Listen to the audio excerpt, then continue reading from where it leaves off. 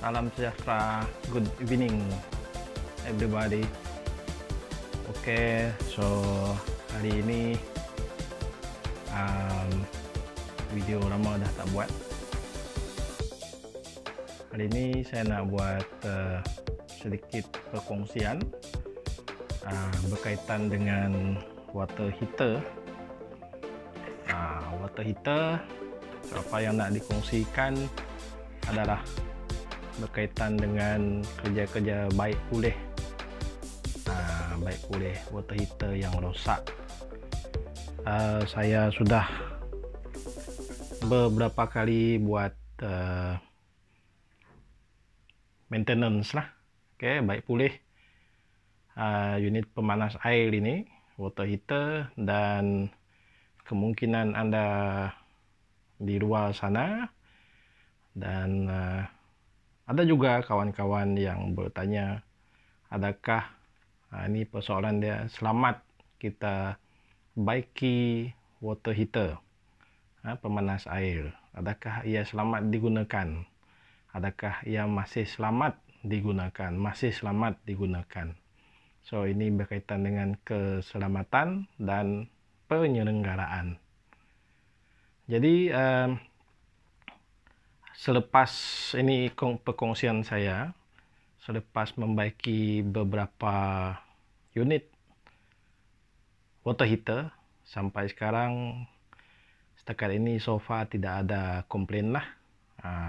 Tak ada komplain. Of course di luar sana orang mungkin ada keraguan, itu biasa, keraguan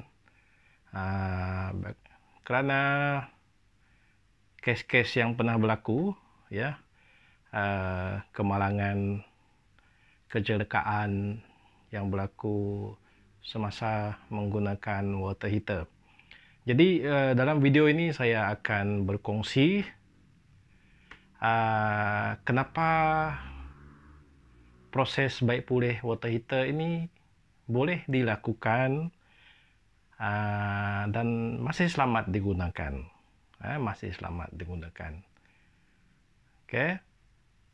So saya harap selepas menonton video ini dia dapat memberi anda maklumat lah, maklumat berkaitan dengan aspek-aspek keselamatan yang pengguna perlu tahu.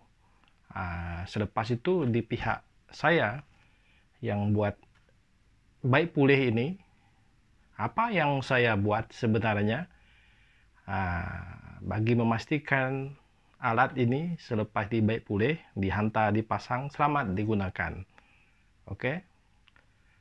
So itu yang saya kongsikan dalam video ini. So sekiranya anda ada apa-apa nak tanya, anda boleh tulis di ruang komen di bawah. Jom kita lihat apa sebenarnya unit water heater ini, apa yang biasa ada dalam dia, apa masalah yang selalu ada, dan apa aspek keselamatan yang orang seperti saya ambil apabila membuat baik pulih dan memastikan ia selamat digunakan semula. Jom kita lihat. Jadi kita tengok ini model Alpha Shower Plus. So saya dah buka penutup dia ni. Ini bahagian dalam dia. So asasnya basically water heater ni sama saja. Sama saja komponen dalam dia. Dia ada bahagian utama di sini. Ini bekalan dari dinding lah. Masuk ke unit ini dari soket anda. Ini pula bahagian power supply, bahagian ELCB di sini. Ada yang panggil ELCB, ada yang ELB, ada yang panggil RCD ke apa? Earth Leakage Breaker, ELB. Ada yang labelkan EL ELSD kah? Ikutlah. Oke. So ini pump. So sekiranya water heater Anda tidak ada pump, so tak adalah pump.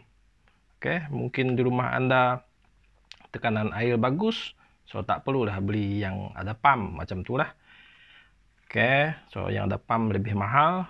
Yang bahagian ini adalah kawalan suhu, kawalan kelajuan pump. Yang ini bahagian indikator yang menunjukkan ELCB ataupun ELB to trip. Bahagian heater, kalau heater hidup, ini untuk menunjukkan pump hidup. Yang bahagian ini adalah tabung untuk panaskan air. Dalam ni ada heater macam pemasak air, cerik elektrik macam tu. So dalam ni lah, ini adalah bahagian kawalan, board kawalan untuk berapa panas air yang Anda nak. Oke, ini dia sistem kawalan dia. Bahagian ini adalah butang ELCB. Nih sini. Kalau dipasang di sini lah. Ini switch ini ada dua, satu untuk tes dia dan untuk reset dia. So jadi majority yang ini air masuk, yang ini air keluar. Yang ini ada sensor di sini. Lead switch ini dia kesan. Kalau ada air masuk, tekanan air cukup, barulah heater ni boleh hidup. Kalau tekanan air di rumah Anda rendah, heater tidak akan hidup. Tujuan dia untuk mengelakkan dalam ni terlalu panas. Untuk keselamatan ya. So tekanan air mesti kuat, barulah heater ini dibenarkan, dibenarkan untuk hidup, untuk memanaskan air. Kalau tekanan air rendah, tidak cukup kuat, maka alat ini, sensor ini akan bagi tahu pada bahagian kawalan bahawa tekanan air tidak cukup, heater jangan hidup. Macam tu cara dia, analogi dia. Saya harap Anda faham. Jadi apa yang selalu rosak pada heater ini, water heater? Yang selalu rosak adalah bahagian sistem kawalan ini. Ini bahagian nih yang kita selalu pusing. Oke. Ya ini model lain. Ini bagian ni lah di dalam nih, bawah nih, yang kita selalu pusing. Mungkin pusing temperature, mungkin bagian pusingan tu kawalan tu kita kawal kelajuan motor. Itu yang selalu bermasalah. Kalau yang ada pump yang bermasalah, biasanya motor ini kalau yang jenis pakai berus karbon, mungkin berus karbon dia sudah habis. Bahagian ini kawalan untuk voltan pergi ke tabung ataupun heater ini, ada kalanya ini boleh rosak. Apalagi pump ini, bagian board ELCB ini boleh rosak. Tombol ini tadi boleh rosak. Switch ini, switch ini yang selalu saya tukar, sebab lama-lama dia rosak. Ini untuk model Alpha ini. Ini switch ini yang dah rosak, so boleh ditukar. Kalau ini rosak, Anda tak boleh tes ELCB, tes dan reset dia. So itu yang selalu bermasalah, dan kebanyakan dia boleh dibaiki. Oke, di sini ada thermostat, jangan risau. Thermostat ini kalau ini thermostat, apa fungsi thermostat ini? Kalau tabung ini, air dalam ini terlalu panas, dia akan putuskan bekalan elektrik daripada masuk. Terus heater tidak berfungsi. Itu fungsi dia. Memang ada safety. Kalau ini rosak, kita boleh tukar. Boleh tukar. Kalau dia tak ditukar, nanti mungkin air jadi terlalu panas. Ya, lepas ditukar, dia akan berfungsi seperti biasa. Boleh. Oke, so itu adalah antara komponen-komponen yang ada di dalam unit water heater. Oke, air masuk, air keluar.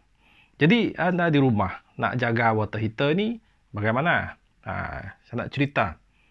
Nak pastikan water heater ini berfungsi dengan baik, dengan selamat. Yang pertama, ini pembumian mesti bagus.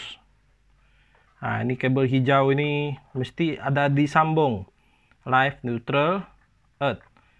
Kabel hijau mesti disambung dan ditamatkan pada unit water heater.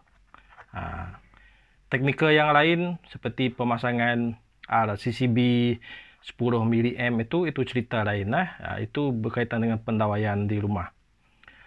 So, ini pastikan ada disambung pembumian supaya sekiranya ada berlaku arus bocor, unit ini boleh trip. Unit ini boleh trip. Apa maksud trip di sini? Katakan ada live ni ataupun neutral, wayar hidup lah, terkena bocor dalam heater ni, dia bocor kena di sini. Ini bahagian ni copper, tembaga ni. Maka unit elektronik ini dalam power supply ni anda boleh lihat komponen dia ni, dia akan bertindak balas dan mematikan, memutuskan bekalan. Macam tu. Okey. So sekiranya anda sambung unit water heater ni tidak ada earth, itu bahaya. Anda sengaja cari nahas. Pastikan anda buat dengan betul. Yang tukang pasang heater di rumah, tukang-tukang, sama anda profesional kah bukan profesional, pastikan anda buat. Jangan kompromi. Okey. Selepas anda pasang, anda kena cek pastikan earth di rumah tu bagus. Jangan earth ada tapi dekat luar tu tak ada fungsi. Dia jadi boneka sahaja earth tu.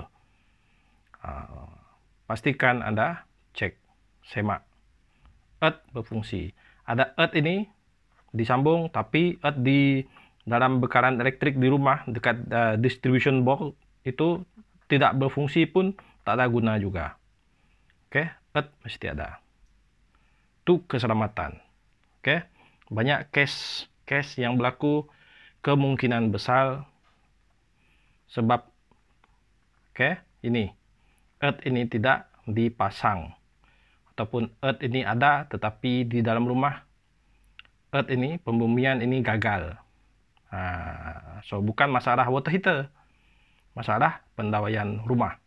Anda kena faham itu, dia ada dua benda yang berbeza. So itu keselamatan. Yang kedua, nak pastikan water heater ni berfungsi dengan baik dan jangka hayat dia lama. Kalau boleh jangan letak suhu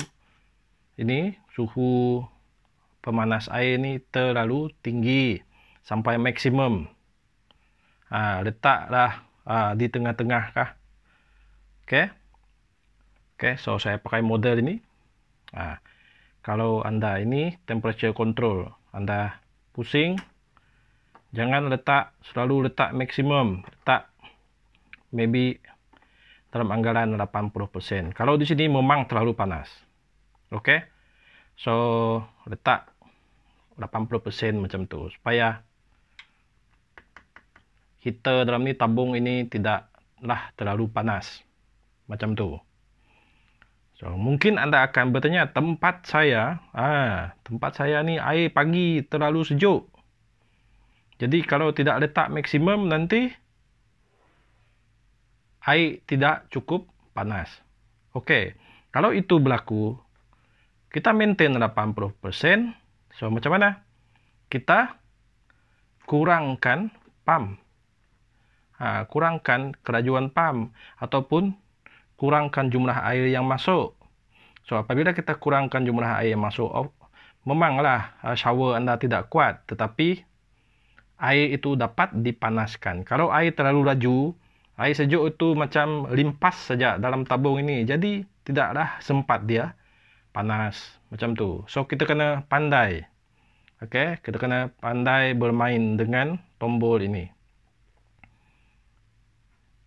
Itu salah satu cara untuk memastikan heater ini dan bahagian peralasan ini dapat bertahan dalam jangka masa yang lama. Satu lagi, kalau boleh, tidaklah kita kerap sangat pusing kan. Sekejap pusing, masuk orang lain pusing.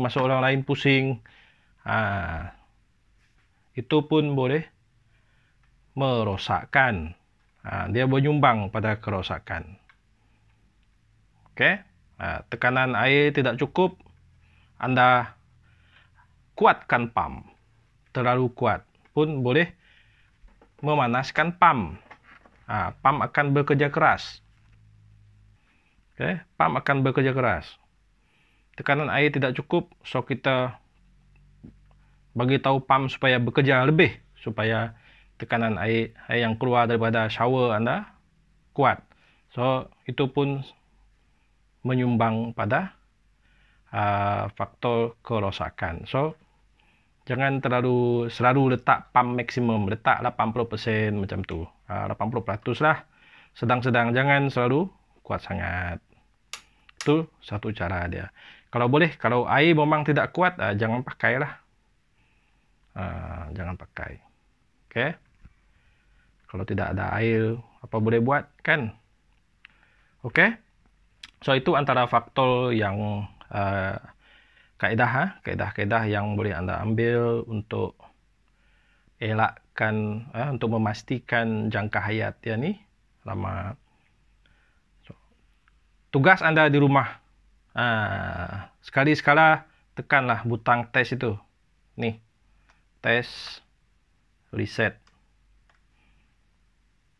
Okey, yang ini model Alpha ini, yang baru ini Alpha Smart ini ada butang. Tengok, test sekali-sekala, 1 reset. Apabila Anda tekan test, pasti tengok di sini ELCB ini semua. Okey, dia trip lah. Okey, Anda tekan reset, dia balik semula hijau macam tu. Mungkin water heater yang lain dia punya indikator. Okey. So ini saluran air masuk, Anda boleh kawal berapa jumlah air yang masuk, berapa tekanan air masuk, dan ini keluar. Itu cara dia lah. Dan yang terakhir, sebagai pengguna, kalau boleh jangan on terlalu lama lah. Okey, mandi sampai 15 minit, 20 minit, letak terlalu panas, letak pam maksimum, memanglah dia punya jangka hayat pendek kan. Jangan abuse, jangan guna dengan tujuan seperti sengaja nak merosakkan. So itu antara faktor ataupun kaedah yang Anda boleh ambil untuk menjaga alat ini dan memastikan ia berada dalam keadaan selamat.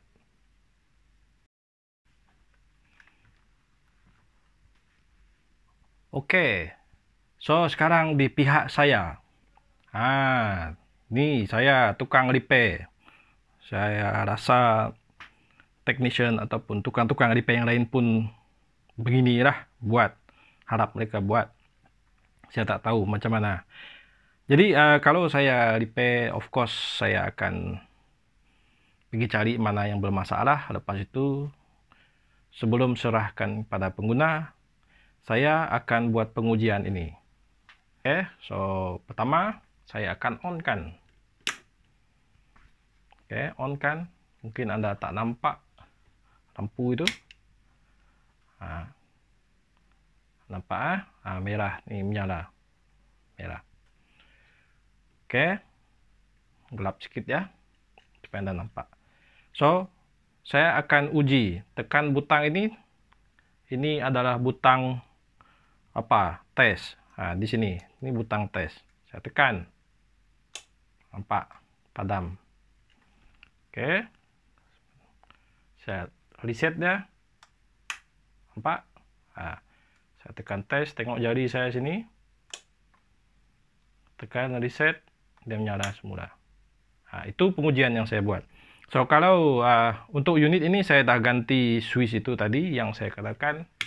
Switch itu rosak. So, saya dah repair. So, selepas repair saya uji lah. So, Ini untuk memastikan ELCB berfungsi dengan baik. Ini aspek keselamatan. Ini yang saya buat. Seterusnya, saya offkan bekalan, saya cek. Saya cek apa? Cek pembumian nih. Saya gunakan multimeter. Ini paling asas lah. Multimeter. Ini copper.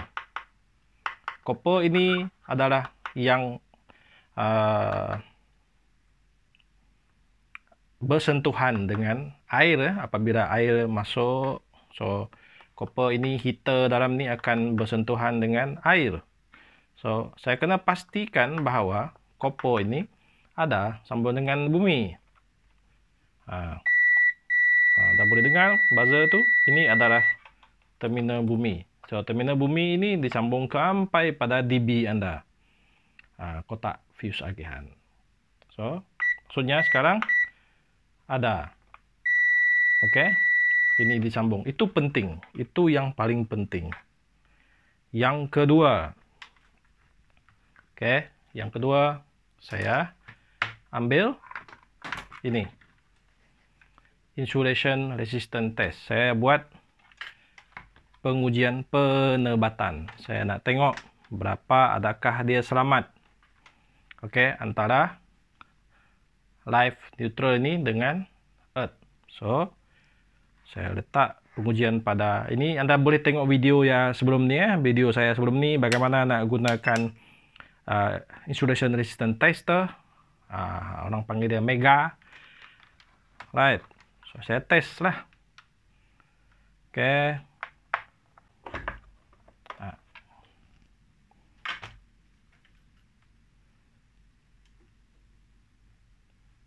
Saya klip pada tabung ini. Selepas itu, saya buat insulation test. Kita tengok. 500 volt. So, ini adalah antara earth dengan neutral. Saya test. Anda boleh tengok berapa bacaan dia. 980 mega ohm. So itu sangat besar. Ini antara neutral dengan earth.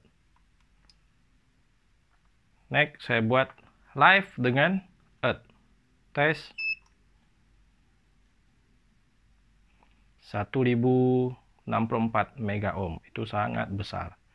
So maksudnya tidak ada ataupun insulation penebatan antara live neutral dengan terminal earth ini sangat bagus. So tidak ada masalah.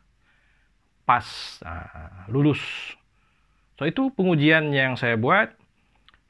Selepas itu baru saya bawa ke bilik mandi. Macam mana? Saya masukkan air dan uji lah. Seperti biasa macam di rumah. Tengok operasi dia, sama ada bekalan air itu dapat dipanaskan ke apakah. Then kalau semua sudah okey, baru saya akan tutup dan pergi pasang di rumah. So itu adalah antara proses dia. So saya harap video ini dapat memberikan maklumat dan keyakinan pada anda di rumah. Yang saya rasa majoriti kita sekarang ni ada unit pemanas air, water heater, instant water heater ni, ataupun pemanas air lah di rumah. Ada keyakinan bahawa proses baik pulih ini, saya tak tahu yang lain. Kalau saya buat, saya akan pastikan dia selamat untuk digunakan selepas baik pulih. Tidak semestinya anda mesti beri yang baru. Sebab ada kalanya dia tidak panas, kan? Pump tidak hidup itu adalah kawalan. Elektronik macam peti sejuk juga, kan? Macam oven, dia certain time dia akan mula rosak. Apalagi lah yang water heater ni yang tiap-tiap hari kita guna. Oke. So Anda tengok tips tadi macam mana nak pastikan dia tahan lama. Anda boleh rewind balik tengok. Oke. So yes, alat tangan mesti ada lah. Bagi yang baik pulih saya rasa mereka ada. Oke, multimeter ke apakah untuk anda uji. Jangan lupa untuk uji water heater anda di rumah. Oke, so sekiranya ada masalah, anda tak ada pengetahuan repair, jangan cuba repair. Carilah sesiapa saja yang ada pengetahuan. Ada pengetahuan berkaitan dengan alat ini. Sebab ia melibatkan aspek keselamatan, safety. Oke. Oke guys. So saya rasa itu saja perkongsian saya hari ini. Saya harap dia membantu Anda untuk memahami sedikit berkaitan dengan operasi unit water heater yang ada di rumah Anda. Oke. See you again next time. Yang belum subscribe di bawah sana. Thank you very much. Bye.